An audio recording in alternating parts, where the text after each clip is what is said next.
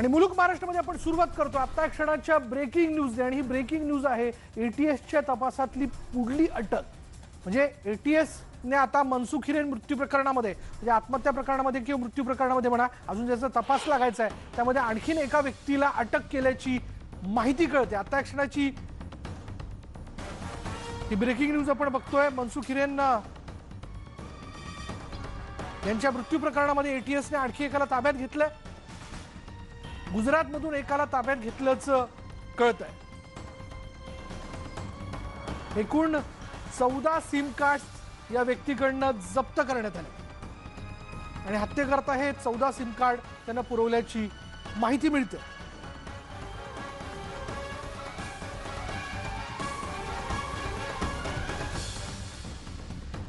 आणि त्यातच जर आपण बघितलं तर आज सचिन वाझे यांचं भिवंडीमध्ये गोडाऊन आहे जिथं खरं तर तपास यंत्रणांच्या एका पथकाने आज छापा मारला आणि काही महत्त्वाची माहिती या गोडाऊनच्या तपासणीच्या माध्यमातून घेण्याचा प्रयत्न केलेला आहे भिवंडीमध्ये सचिन वाझे यांचं एक गोडाऊन आहे आणि या गोडाऊनवरती आज एटीएसच्या पथकाने छापा मारला धाड टाकली आहे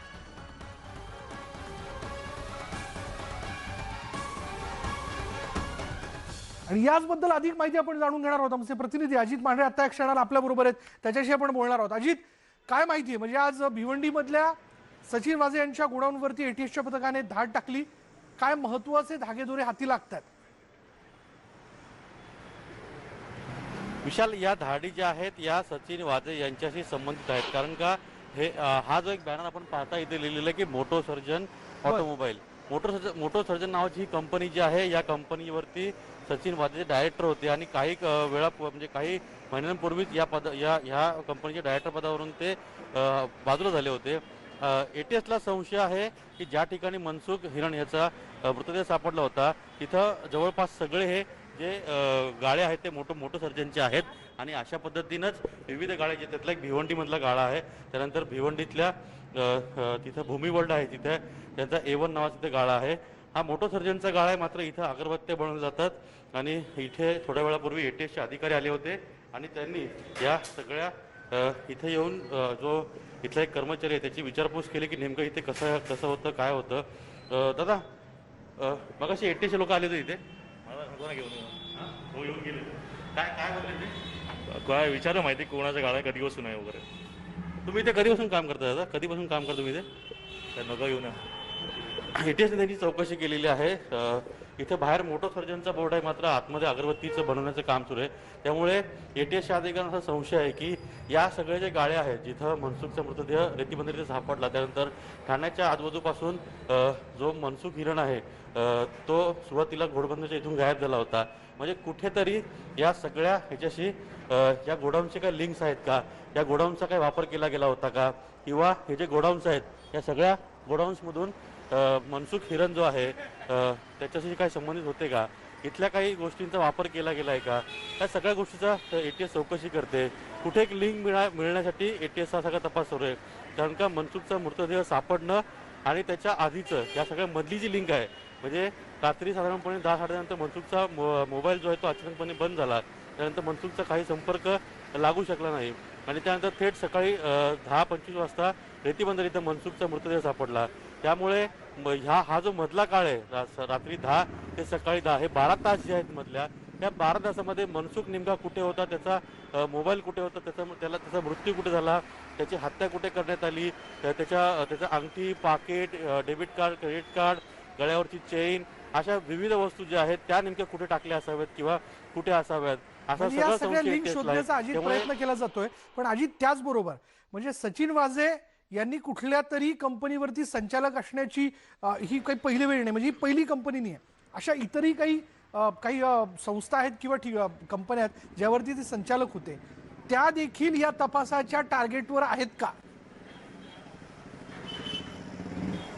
बरोबर आहे विशाल सचिन वाझे ज्या ज्या कंपनीवरती डायरेक्टर होते किंवा त्यांचे ज्या ज्या कंपनींशी संबंध होते त्या सर्व कंपन्यांचा म्हणजे विशेष करून जवळपास ठाणे आणि या सगळ्या जवळपास 2 ते 3 तासाच्या अंतरावर किंवा तासाभराच्या अंतरावर ज्या कुठल्या कंपन्या असतील ज्यांच्याशी सचिन वाझे यांचा संबंध होता त्या सर्व कंपन्यांचे गोडाऊनचे कार्यालयाचे ऑफिसचे सर्वांची चौकशी केली जाते, सर्वांची तपासणी केली जाते, सर्व ठिकाणी छापे टाकले जात आहेत. कारण का मनसुख रात्री 10 वाजता गायब झाला, त्यानंतर सकाळी 10 वाजता त्याची बॉडी सापडली. या सगळ्या पार्श्वभूमीवरती मधल्या 12 तासामध्ये नेमकं काय घडलं याचा शोध लावण्याचा प्रयत्न जो आहे तो एटीएस करते. त्यामुळे एटीएसची टीम जी आहे ते विविध ठिकाणी ठाण्यामध्ये 2 ठिकाणी, भिवंडीमध्ये 2 ठिकाणी अशा वेगवेगळ्या ठिकाणी एटीएसची टीम जी आहे ती छापेमारी करते, जेणेकरून या 12 तासामधली एखादी लिंक मिळेल आणि त्या लिंकवरून हे लक्षात येईल की त्यावेळी नेमकं काय घडलं होतं.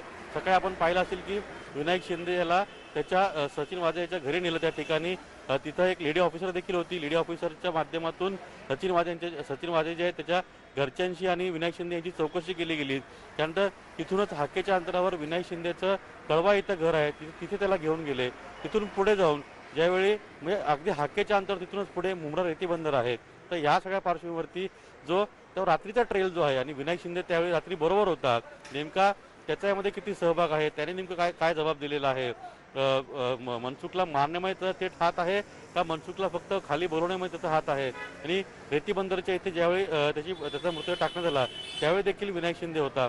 मात्र मधले जे 10-12 तास आहेत त्यात नेमकं काय घडलं ह्याची लिंक एटीएसला लागत नाही आणि त्याच अनुषंगे हा सगळा म्हणजे तपास त्यांच्या तपासादरम्यान एकही बाजू सैल सोडू इच्छित नाही आणि त्या अनुषंगाने त्यांचा हा तपास जो आहे तो केला जातोय. धन्यवाद अजित या सगळ्या माहितीबद्दल. बरं, या संदर्भात जर पुढे आपण बघितलं तर आणखीन एक महत्त्वाची अपडेट येते, ती म्हणजे अशी आहे की एटीएसचं आणखीन एक पथक आता या क्षणाला मुंबईच्या ट्रायडंट हॉटेलमध्ये पोहोचलेलं आहे. आपल्याला सगळ्यांना जर आठवत असेल तर काल साधारण 2 जणांना ताब्यात घेण्यात आलं. यामध्ये एक विनायक शिंदे आणि दुसरा एक बुकी आहे नरेश नावाचा. त्या बुकीला घेऊन आता मुंबईतील ट्रायडंट हॉटेलमध्ये एटीएसची टीम जी आहे ती पोहोचली आणि हा बुकी आहे नरेश गोरला. याला घेऊन तिथे ती गेलेली आहे. या सगळ्या तपासात ज्यावेळेस या बुकीचं नाव पुढे येत होतं, जेव्हा त्याला ताब्यात घेण्यात आलं तर या हॉटेलमध्ये तो कोणाला भेटला होता, केव्हा भेटला होता, नेमकी या भेटीदरम्यान काय चर्चा झाली, यात सचिन वाझेंचा काही हात आहे का, काही या व्यवहाराला घेऊन काही चर्चा झाली होती का. आणि आता आपण बघूयात विरोधी पक्षनेता प्रवीण दरेकर राज्यपालांच्या भेटीनंतर माध्यमांशी संवाद साधतात. राज्यपाल त्या ठिकाणी भूमिका ठरवत असतात आणि त्यामुळे आजच्या भेटीचा आणि तसा काय त्याच्याशी संबंध लावण्याचा काही प्रश्न नाही. पण एकूण जर बघितलं तर परमबीर या प्रकरणामध्ये खरं तर महाराष्ट्र सरकार विरुद्ध भाजप खरं तर एक पुन्हा वातावरण तसं दिसून येतं आहे. कारण महाराष्ट्र सरकार एक भूमिका ठोसपणे सध्या घेत नसल्याचा आरोप सातत्यानं भाजपकडून बघायला मिळतोय. गृहमंत्र्यांच्या राजीनाम्यासंदर्भात देखील मागणी तुम्ही करताय. नाही, एक लक्षात घ्या, भारतीय जनता पार्टी हा तर विरोधी पक्ष आहे आणि त्याच्यामुळे सरकारच्या विरोधात असणं स्वाभाविक आहे. परंतु आता शेवटी राज्यामध्ये असंतोषाचा उद्रेक झालेला आहे. ज्या पद्धतीनं वाझे प्रकरणातनं या ठिकाणी पोलिसांचा सगळा कारभार, पोलिसांच्या महाराष्ट्र सरकारची आबरूची लक्तर जशी वेशीवर मांडलेली आहे. कारण ज्या वाझेला त्या ठिकाणी तो ओसामा बिन लादेन आहे का अशा प्रकारचं पाठराखण करणारे आज त्या ठिकाणी त्यांच्या भूमिका बदललेल्या दिसत आहेत. जे कधी काळी परमवीर सिंग केसेसच्या बाबतीत सरकारच्या इशाऱ्यावर नाचणारे आज त्यांना त्यांचे विरोधक वाटतात आणि आज भारतीय जनता पार्टीचे ते लाडके अशा प्रकारचं हिणवणी केली जाते. भारतीय जनता पार्टीचे कधीच लाडके नव्हते, ते सत्तेच्या माध्यमातून त्या ठिकाणी काम होत होतं. आमचा प्रश्न परमवीर सिंग किंवा अनिल देशमुख नाही, जो आरोप यामागे झाला आहे, जे त्या आरोपातले कंटेंट्स आहेत ते महत्त्वाचे आहेत. जर पोलीस खात्यामध्ये आजही एक पिटिशन दाखल केलं गेलं, ज्या पिटिशनमध्ये रश्मी शुक्लाने त्या ठिकाणी पोलिसांच्या बदल्यांचा उल्लेख केल्याचा अंतर्भाव पिटिशनमध्ये असल्याचं समजतं. आणि आता मला वाटतं राज्यातनं ह्या सगळ्या गोष्टी बाहेर यायला लागल्या. हे तर एका डिपार्टमेंटचं झालं, आता इतर डिपार्टमेंटमधले अधिकारी आणि सगळ्या गोष्टी बाहेर यायला लागल्या आहेत. आणि मला वाटतं महाराष्ट्राच्या इतिहासात अनेक सरकारं झाली, पण इतका बेधुंद कारभार आणि अशा प्रकारची चर्चा आणि अशा प्रकारच्या गोष्टी यापूर्वी कधी झाल्या नाहीत. प्रवीणजी, दुसरीकडे जर आपण बघितलं तर राज्यपालांनी अनेक महत्त्वाच्या गोष्टी जाणून घेऊन राष्ट्रपतींपर्यंत तो रिपोर्ट पोहोचवावा अशी देखील मागणी भाजपची आहे सध्या राज्यात. नाही, शेवटी आपल्याला म्हटलं ना की केवळ भारतीय जनता पार्टीची मागणीच आहे म्हणून त्या ठिकाणी ते पोचवतील असं नाही. तर आज राज्यात परिस्थिती आपण बघाल की सर्व स्तरांवर त्या ठिकाणी अराजकता माजली. आज कायदा सुव्यवस्थेचा पुरता बोजवारा त्या ठिकाणी उडाला. कोणी सुरक्षित नाहीत. भ्रष्टाचार मोठ्या प्रमाणावर होतोय. आज आपण जर गृहमंत्री 100 कोटीच्या खंडणीचं टार्गेट देत असेल तर सरकारलाच नैतिकता नाही की त्या ठिकाणी सरकारने सत्तेवर राहावं. आणि त्याच्यामुळे राष्ट्रपती या सगळ्या गोष्टींचा आढावा घेत असतात आणि योग्य ते संविधानानं दिलेल्या गोष्टी ते करत असतात. तुम्ही आता राष्ट्रपती राजवटीची मागणी केली का राज्यपालांकडे? मी तशी काय मागणी केली नाही. सर, डेलकर प्रकरण जे आहे, डेलकर प्रकरणात सुद्धा कुठेतरी दबाव आणून गुन्हा दाखल करण्यासाठी सांगण्यात आलं असंही रणवीर सिंग यांनी म्हटलं आणि तशी याचिका सुद्धा त्यांनी कोर्टात दाखल केली आहे. ते स्वतः म्हटलं की आता हे सगळं मी कोर्टात मांडतो. नाही, आता बऱ्याचशा गोष्टी पुढे येतील की मागच्या काळामध्ये परमवीर सिंग सत्तेत असतानाच कमिशनर असतानाच्या गोष्टी झाल्यात आणि आता त्यांच्यावर आल्यामुळे ज्या गोष्टी त्यांच्या माध्यमातून सरकारने दबावाने केल्यात स्वाभाविकता ते पुढे आणतील असं वाटतं. प्रवीणजी, तुम्हाला असं वाटतं की संजय राठोड प्रकरण असू दे किंवा सचिन वाझे प्रकरण असू दे, कुठेतरी उद्धव ठाकरे सरकार हे चक्रव्यूह धडकलं? नाही, आपण बघाल की भांबावलेलं सरकार आहे. कुठल्याही प्रकारचा निर्णय घेत नाहीत. केवळ 3 पक्षांचं सरकार कसं टिकवायचं एकमेव त्यांचा अजेंडा आहे. राज्यामध्ये शेतकऱ्यांचं काय चाललंय, लॉ अँड ऑर्डरचं काय चाललंय, त्या ठिकाणी या डिपार्टमेंटमध्ये काय चाललंय, कोरोनाच्या बाबतीत आजही रुग्ण वाढत आहेत. केवळ आमच्या 3 पक्षाचा समन्वय राहिला पाहिजे, सत्ता टिकली पाहिजे, त्याच्यासाठी वाटेल ते करा. या एवढ्या भोवतीचे सरकार या ठिकाणी फिरताना आणि दिसतंय. आणि म्हणून कधी नव्हे एवढी इत्यादी राज्यामध्ये कोरोना आहे ना, कोरोना संपुष्टात आला, तिथली अर्थव्यवस्था त्या ठिकाणी गतीनं पळायला लागली, तरी आमचं सरकार चाचपडतंय आणि पूर्णपणे बोजवारा या राज्यामध्ये 1-1.25 वर्षाच्या कालावधीमध्ये उडालाय. एवढा महाराष्ट्राचा इतिहास कधीच उडाला नव्हता.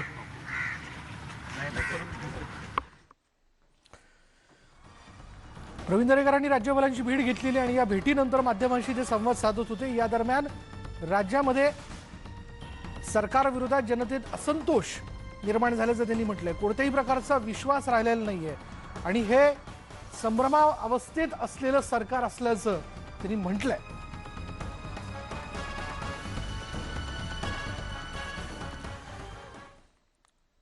यानंतर आपण बघणार आहोत परमबीर सिंग यांनी जे 3 पानी पत्र मुख्यमंत्र्यांना पाठवलं. आता याच विषयाला घेऊन जे आरोप प्रत्यारोप सध्या होताना दिसतात.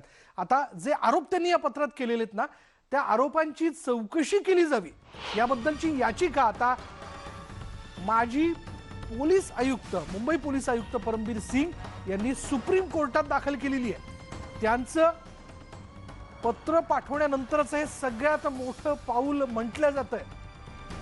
आणि तसंच या लेखी याचिकेमध्ये त्यांनी मोठा खुलासा केला. यामध्ये त्यांनी गृहमंत्री अनिल देशमुखांवरती आरोप केला. खासदार मोहन डेलकर आत्महत्येप्रकरणी भाजपच्या काही बड्या नेत्यांना फसवण्याकरता गृहमंत्री दबाव टाकत असल्याचा आरोप त्यांनी केला आणि या याचिकेनंतर या प्रकरणाला नवं वळण येण्याची शक्यता आहे.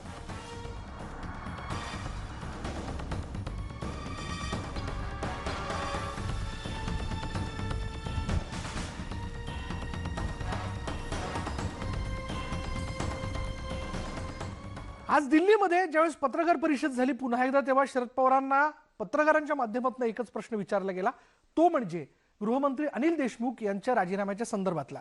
पण त्यांचा राजीनामा घेण्याचा प्रश्नच येत नाही, कारण परमबीर सिंग यांच्या आरोपात कोणत्याही प्रकारचं तथ्य नसल्याचं आज राष्ट्रवादी काँग्रेसचे सर्वेसर्वा शरद पवार यांनी स्पष्ट केलेलं आहे. यावेळी खरं तर वेगवेगळे प्रश्न उपस्थित झाले.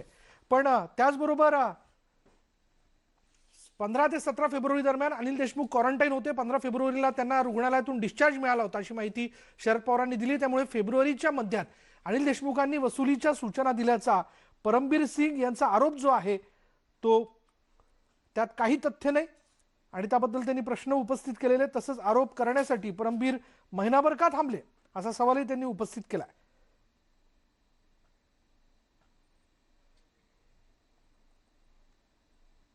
सीधी बात ये साफ हो गई कि जिस समय में ये एलिगेशन किया था वो फिर अनिल देशमुख हॉस्पिटलाइज थे. ये बात साफ होने के बाद ऐसे जो कुछ डिमांड है इस डिमांड को कोई ताकत नहीं रही. त्याचबरोबर आज 2 काँग्रेसच्या महत्त्वाच्या नेत्यांनी वर्षा बंगल्यावरती जाऊन मुख्यमंत्र्यांची भेट घेतली आणि त्यातले एक म्हणजे बाळासाहेब थोरात.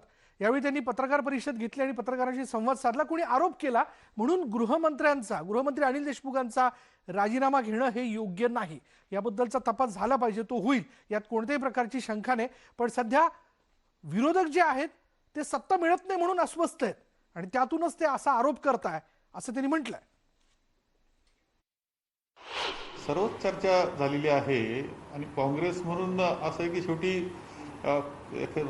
अधिकाऱ्यानं पत्र दिलं म्हणून लगेच कोणत्या मंत्र्याचा राजीनामा घ्यावा हे काही योग्य असं आम्हाला वाटत नाही.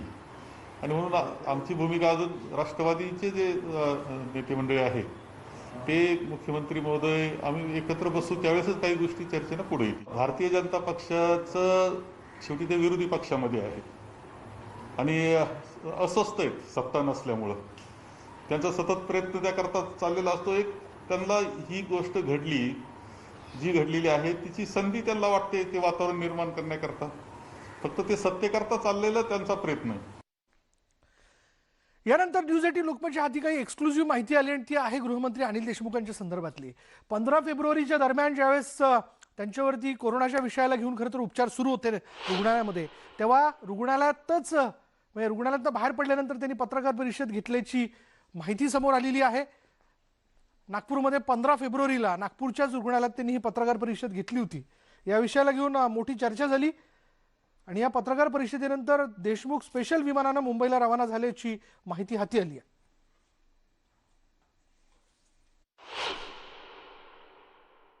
डिस्चार्ज होत असताना मी हॉस्पिटलच्या बाहेर पडत असताना हॉस्पिटलच्या गेटवर अनेक पत्रकार त्या ठिकाणी उभे होते. त्यांना काही मला प्रश्न विचारायचे होते. त्यावेळेस मी कोविडमधनं नुकतंच बाहेर आल्यामुळे माझ्या अंगात त्राण नव्हता, विकनेस होता. त्याच्यामुळे मी तिथं हॉस्पिटलच्या तिथे गेटवर खुर्चीवर बसलो आणि काही पत्रकारांचे उत्तर देऊन लगेच गाडीत बसून होम क्वारंटाईन झालो. ते 15 फेब्रुवारी ते 27 फेब्रुवारीपर्यंत मी होम क्वारंटाईन होतो आणि 28 फेब्रुवारीला मी घराच्या बाहेर पहिल्यांदा सह्याद्री गेस्ट हाऊस जे आहे मुंबईचं मीटिंगला गेलो. शरद पवार सारखे वरिष्ठ नेते हे 15 तारखेला अनिल देशमुखांना कोरोना होता असं सांगत असतील तर ताबडतोब अनिल देशमुखांना अटक करावी लागेल. कोरोनाच्या कायद्याच्या संदर्भामध्ये कोरोना असताना हा जर रुग्ण बाहेर त्याचा प्रसार करत असेल तर आपला कायदा ताबडतोब त्याला अटक करायला सांगतो. आणि यानंतर इथे वेळ झाली का ब्रेकची आणि ब्रेक नंतर मुलुक महाराष्ट्रामध्ये इतरही घडामोडी आपण जाणून घेणार आहोत. पहा फक्त न्यूज18 लोकमत.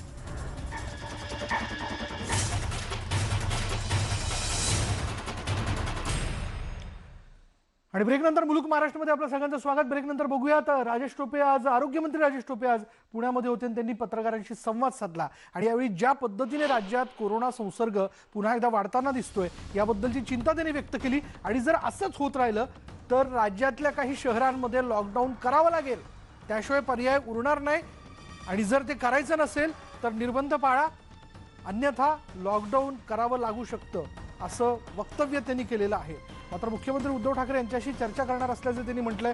तसंच 3 लाख जणांना दररोज लसीकरण सुरू असून आतापर्यंत राज्यात 45 लाख जणांचं लसीकरण जे ते पूर्ण करण्यात आल्याची माहिती त्यांनी दिली आहे.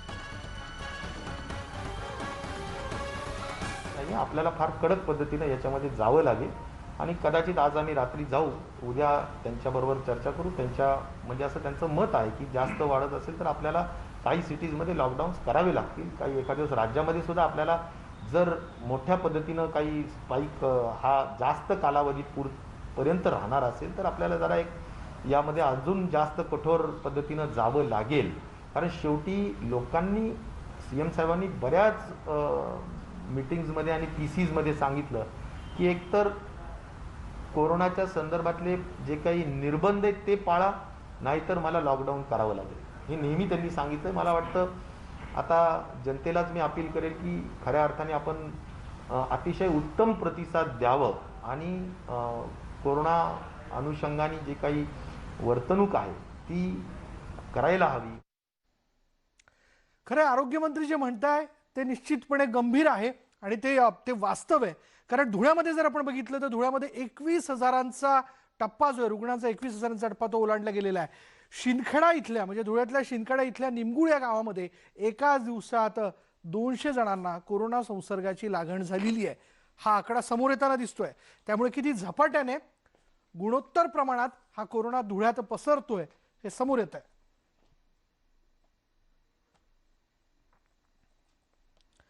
त्यामुळे जर आपण बघितलं तर आरोग्य यंत्रणेवरती तिथं मोठ्या प्रमाणात ताण पडलेला आहे. धुळ्यातील कोरोनाचा आढावा घेतला आमचे प्रतिनिधी दीपक बोरसे यांनी. धुळे जिल्ह्यातला कोरोनाचा जो संसर्ग आहे तो थांबायचं नाव घेत नाही, कारण की जिल्ह्यामध्ये आता कोरोनाने 21,000चा टप्पा ओलांडलेला आहे. जिल्ह्यात एकूण कोरोना बाधितांची संख्या आहे ती आता 21,211 इथपर्यंत जाऊन पोहोचलेली आहे.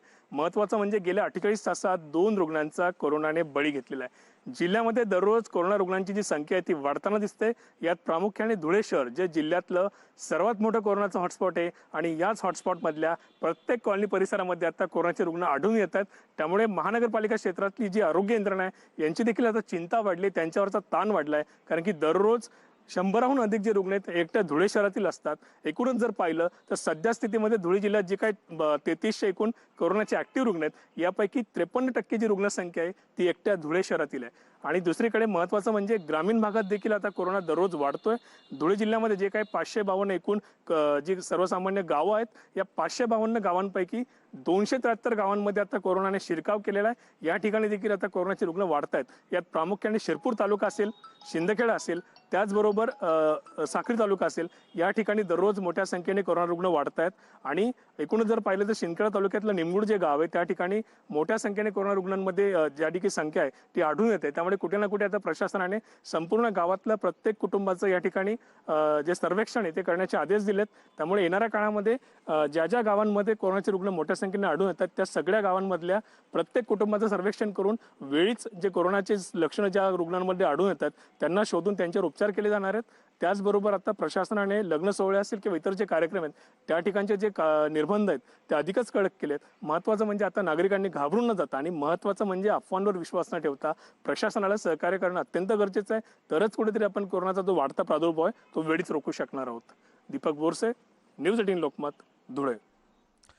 हे तर झालं धुळ्याबद्दल, पण नाशिक जवळच्या मनमाड, मालेगाव या सगळ्या आणि त्याचबरोबर नांदगाव या ठिकाणी पुन्हा एकदा कोरोनाचा संसर्ग जो आहे तो वाढताना दिसतोय. आणि सगळी परिस्थिती लक्षात घेऊन नांदगावमध्ये 3 दिवसांच्या जनता कर्फ्यू जो आहे तो लावण्यात आलाय. अर्थात कडक निर्बंध लागू करण्यात आलेत. कोणीही घराच्या बाहेर पडू नये या सूचना आहेत. अत्यावश्यक सेवा जे आहेत त्या सुरू ठेवण्यात आलेल्या आहेत. पण आपण जर दृश्यांमध्ये पाहिलं तर ही दृश्यच बरंच काही सांगून जात आहेत की सगळे व्यवहार बंद आहेत. मनमाडसह संपूर्ण नांदगाव तालुक्यात कोरोना बाधितांची संख्या दिवसेंदिवस वाढत आहे. ही संख्या आटोक्यात आणण्यासाठी पालिका प्रशासन, महसूल विभाग आणि पोलिसांनी 3 दिवसाचा लॉकडाऊन जाहीर केला होता. आज लॉकडाऊनचा 3रा दिवस आहे. सलग 3 दिवस नागरिकांनी लॉकडाऊनला उत्स्फूर्त प्रतिसाद दिलेला आहे. आजही सर्व दुकाने कळकळीत बंद आहे. इव्हन आज तर काही दवाखाने आणि मेडिकल देखील बंद ठेवण्यात आलेले आहे. एकूणच रुग्णांची संख्या आटोक्यात यावी यासाठी शासकीय यंत्रणा वेगवेगळ्या योजना करत आहे. आजपासून मनमाडला कोविड सेंटर देखील सुरू करण्यात आलेले आहे. नांदगावचा जो कोविड सेंटर आहे तो फुल झालेला आहे. मात्र आता गरज आहे ती ऑक्सिजन सिलेंडरची, कारण आता रुग्णसंख्या जी वाढत आहे अनेकांना ऑक्सिजनची गरज देखील भासत आहे. मात्र मनमाड, नांदगाव या भागात ऑक्सिजन सिलेंडर उपलब्ध नसल्यामुळे रुग्णांचे हाल होत आहे. त्याच्यामुळे आता इथे ऑक्सिजनयुक्त कोविड सेंटर सुरू करण्याची नागरिकांची मागणी केली आहे. एकूणच परिस्थिती आटोक्यात येत असली तरी नागरिक अद्यापही पाहिजे तेवढे सतर्क नाही आहे. अनेक नागरिक मास्क घालत नाही, सोशल डिस्टन्सचं पालन करत नाही. त्याच्यामुळे आता पोलिसांनी रस्त्यावर उतरून अशा नागरिकांवर, बेपर्वाई करणारी नागरिकांवर कडक कारवाई करण्याची गरज आहे. बाबू शेख, न्यूज 18 लोकमत, मनमाड. त्यामुळे ही सगळी परिस्थिती लक्षात घेता आम्ही तुम्हाला विनंतीने, हक्काने सांगणार आहोत, आवाहन करणार आहोत, अगदी कळकळीचं सांगणं आहे की ही आकडेवारी जर वेळीच थांबवायची असेल वाढणाऱ्या संसर्गाची आणि ही साखळी तोडायची असेल तर मास्क हे वापरलंच पाहिजे. सगळ्या सामाजिक संस्थांना, राजकीय पक्षांना, राजकीय पक्षाच्या नेत्यांना आमचं अपील आहे की मास्क वापरा. कोरोनाशी संबंधित त्रिसूत्रीचं पालन करा. तरच या कोरोनाला आपण थांबवू शकतो. आपण सुरक्षित, तर कुटुंब सुरक्षित, आणि कुटुंब सुरक्षित तर समाज सुरक्षित. यानंतर वेळ झाली का ब्रेकची. ब्रेक घेऊयात. पहा फक्त न्यूज 18 लोकमत.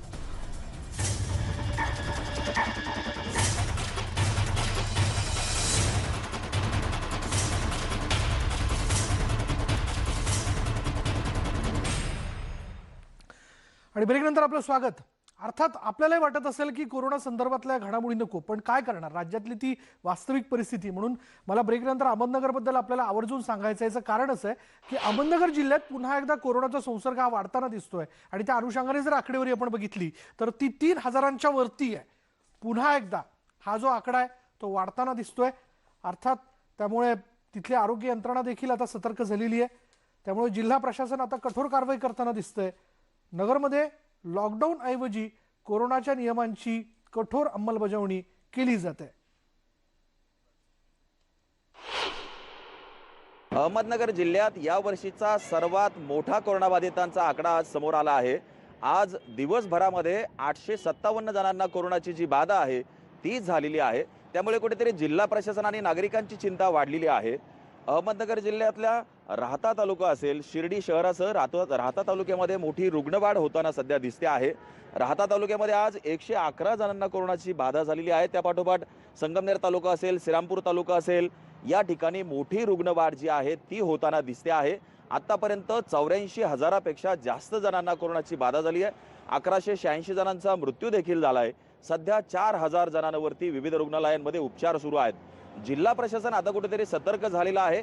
लॉकडाऊन करण्याऐवजी कोरोनाचे जे नियम आहेत हे कडकपणे त्याची अंमलबजावणी करण्याच्या ज्या सूचना आहेत त्या सगळ्या तालुका प्रशासनाला देण्यात आलेल्या आहेत. त्यामुळे लग्न असेल, सभा असतील, मेळावे असतील, अंत्यविधी असतील, दशक्रियाविधी असतील, यावरती अनेक निर्बंध घालण्यात आलेले आहेत.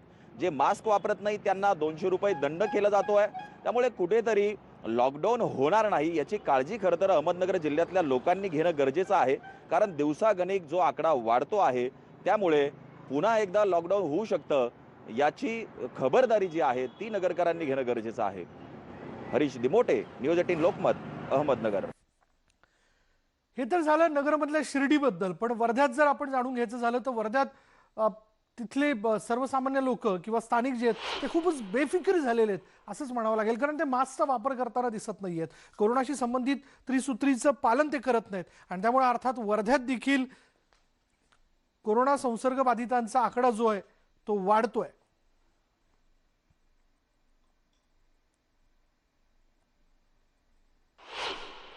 जिल्ह्यामध्ये कोरोनाचा मोठ्या प्रमाणात प्रादुर्भाव वाढला आणि जिल्हाधिकारी कार्यालयाने तिसऱ्यांदा वर्धा जिल्ह्यामध्ये संचारबंदी लागू केली, जमाबंदी लागू केली. तरीसुद्धा वर्धा जिल्ह्यामधील जो कोरोनाचा आकडा जो आहे तो वाढतच आहे. दिवसाला 326 ते 340 पर्यंत कोरोनाबाधित रुग्ण आढळून लागले आहेत. तर 4 ते 5 रुग्ण मात्र आपला जीव गमावू लागले आहे. तरीसुद्धा वर्धा जिल्ह्यातील कोरोनाबाधितांचा जो आकडा आहे तो का थांबत नाही हा एक न उलगडणारा प्रश्न आहे.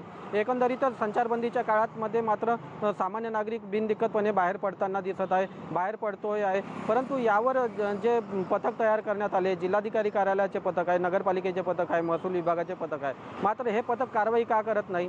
पहिल्या लॉकडाऊनच्या काळात ज्या पद्धतीने काम करण्यात आलं त्या पद्धतीने हे विभागाचे जे पथक आहे ते का काम करत नाही असा सुद्धा प्रश्न आहे. आरोग्य विभाग कुठे आहेत हे सुद्धा कळायला मार्ग नाही. आरोग्य विभागाची कुठेच जनजागृती दिसून येत नाही. आरोग्य विभागाचे अंगणवाडी सेविका जे असो किंवा इतर कर्मचारी असो ते मात्र अजून गावखेड्यापर्यंत पोहोचले नाही. त्यामुळे जो प्रसार आहे, प्रचार आहे तो मात्र अजूनपर्यंत कोरोनाच्या बाबतीत झालेला दिसून येत नाही. त्यामुळेच सामान्य नागरिकापर्यंत जो कोरोनाचा जो फैलाव आहे तो मात्र वाढू लागलेला आहे आणि याला कारणीभूत मात्र जिल्हा प्रशासन आणि आरोग्य विभागच असल्याचे दिसून येते. नरेंद्र मते, न्यूज 18 लोकमत, वर्धा. आता अर्थात या सगळ्या परिस्थितीची सगळी जबाबदारी शासकीय यंत्रणांवरती टाकून चालणार नाही. म्हणून आपल्या सगळ्यांना नम्रपणे आवाहन आहे की मास्कचा वापर करा. मास्क वापरणं खूप गरजेचं आहे. यानंतर वेळ झाली का ब्रेकची. ब्रेक घेऊयात. पहा फक्त न्यूज 18 लोकमत.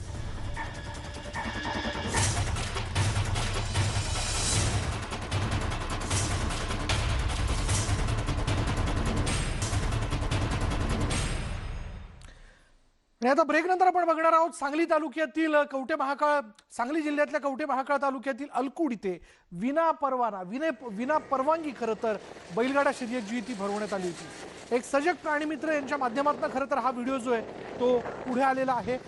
बंदी असताना सुद्धा या शर्यती भरवल्या गेल्या। यावेळी बैलगाडा पळवताना बैलांना अमानुषपणे बॅटरीचा शॉक आणि काठीने मारहाण केली जात होती आणि हा प्रकार प्राणीमित्र अशोक लकडे यांनी समोर आणलाय। पोलीस याकडे दुर्लक्ष करत असल्याची तक्रार प्राणीमित्रांनी केली।